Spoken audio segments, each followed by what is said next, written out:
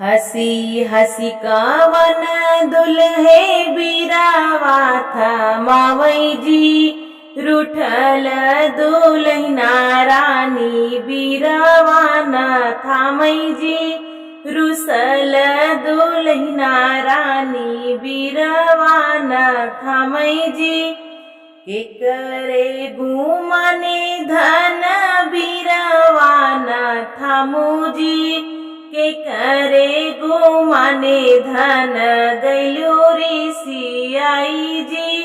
के करे गुमाने धन गैलो ऋषियाई जी। पापा के गुमाने स्वामी बिरवा न थामे जी।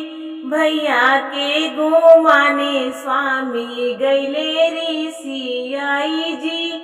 भैया के गुमाने स्वामी गैले ऋषियाई जी। पापा क गुमान धन आजू भर क बाटई जी। हमारे गुमाने धन बीते जिंदगानी जी। हमारे गुमाने धन बीते जिंदगानी जी। भैया क गुमान धन दुई चार दिन जी। हमारा गुमान धन जिंदगी सवारी जी।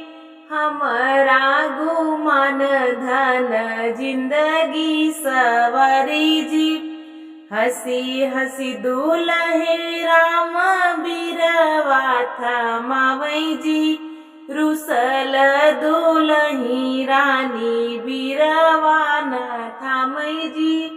रूठल दुल्हना रानी बिरवा न थामई जी।